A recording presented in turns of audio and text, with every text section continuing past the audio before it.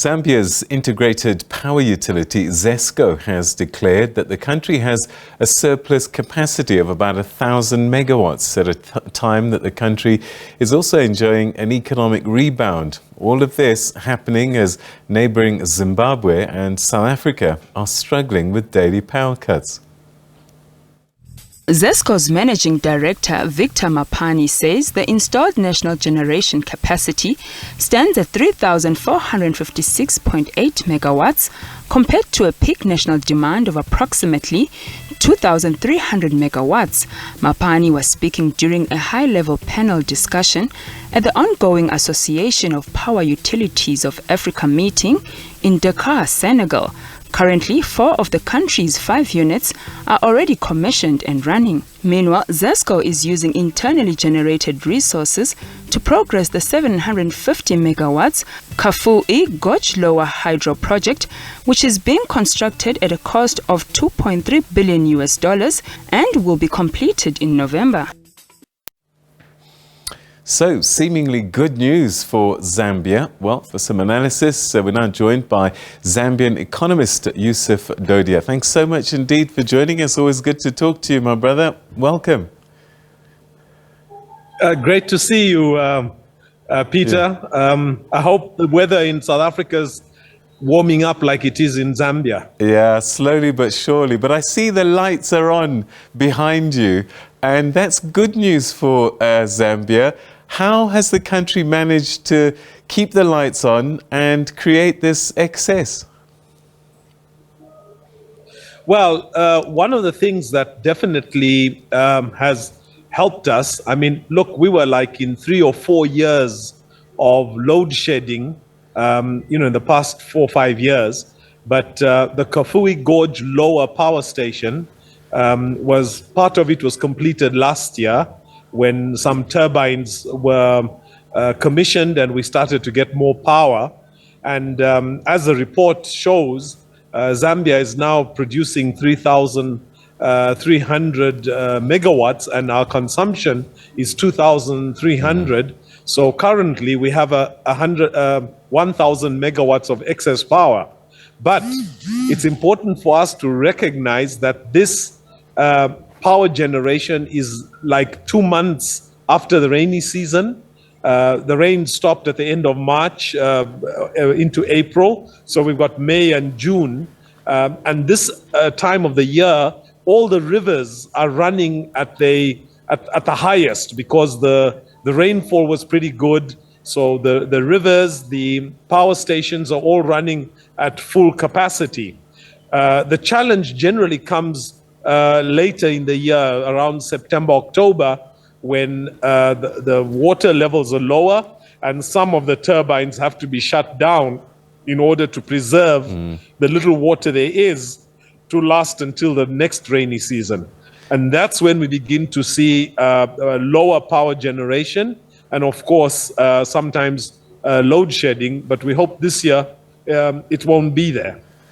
And all of this, and sometimes we get excited about numbers, and it comes in a context, doesn't it? Because in reality, only 31% of Zambians have access to power, and that's an average based on 4% in the rural areas, 67% in the urban areas, which means that yes, there's an excess, but the reality is there are millions of people who have no access at all to electricity.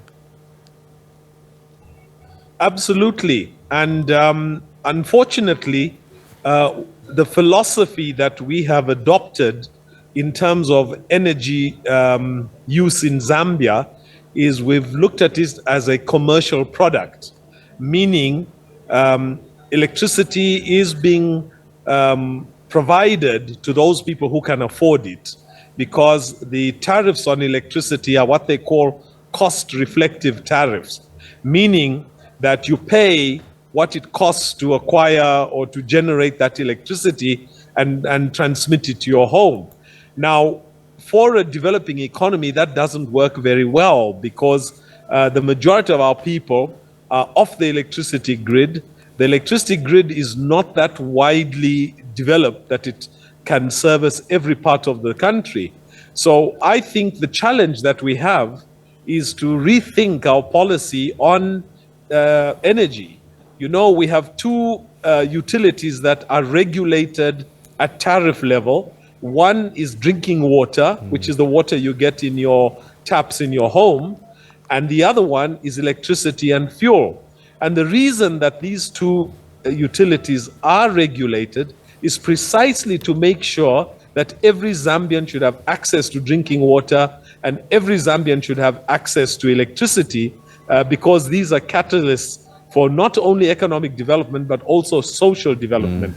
So I think that government is having to reflect on this, and this has come up in debate with the World Bank, with the IMF, as to how can we develop our economy when electricity tariffs are so expensive that people can't afford them.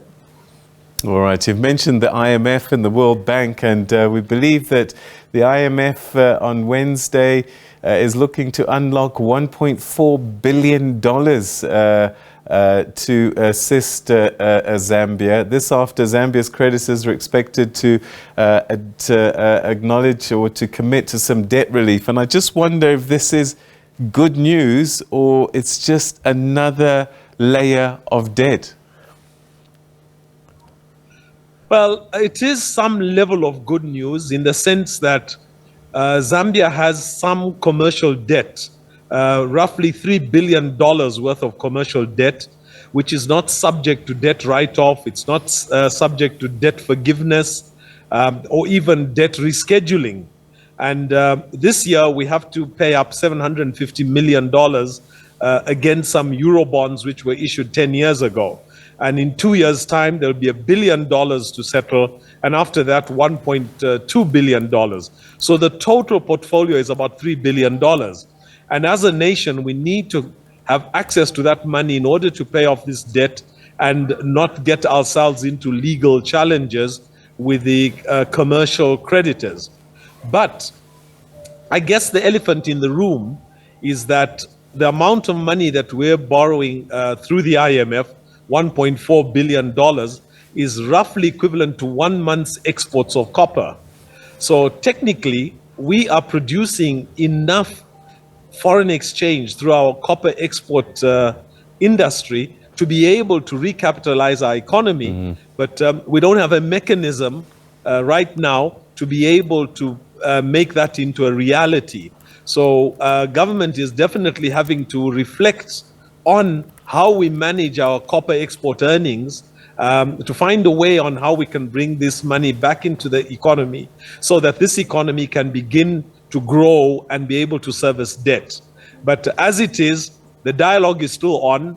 The IMF may be the architect of the debt management and debt relief program, but clearly there are big creditors involved like China. China's relationship with Zambia is a debt of about $7 billion. That's about a third of the total debt portfolio that Zambia has. So I believe there's a lot of discussion that needs to go on to be able to come to some mechanism that will not only service debt, but will also focus on developing the domestic economy. Former President Edgar Lungu was accused of spending the country into trouble and borrowing up a storm. Has there been a change of behavior with the Hichilema administration? Oh, absolutely. In the sense that we recognize as the government of the day that our debt is unsustainable, and any new debt would have to be debt that can be proven to be of value to the economy with a quick turnaround in terms of return on investment from that debt. But even as this is being discussed, we have a bill in Parliament which seeks to change the rules around acquiring debt. In other words, before government can take on debt, they would have to get approval from Parliament. So this spreads the net wider in terms of committing this nation to debt beyond government, including, to bring on board the legislature. This is all political parties that have seats in Parliament. So I think there's going to be an improvement in that from that perspective. But I guess the challenge right now is Zambia's debt is close to $16 billion. And it's a debt that we really have to put together a very, very, very scientific program on how we're going to service the debt and at the same time continue to support the growth of the domestic economy. It's a big deal for the Minister of Finance. Yeah, so tell us a little bit about the economy. Has it started to turn around? Are there green shoots of hope? Well, currently what we do have is an inflation rate that is below 10%, so it's a single-digit inflation rate sitting at about 9.7%. But the impact of it is not yet being felt because we've seen petrol prices go up as international oil prices have gone up. We've seen various commodity prices going up, cooking oil, maize meal, staple food for every Zambian.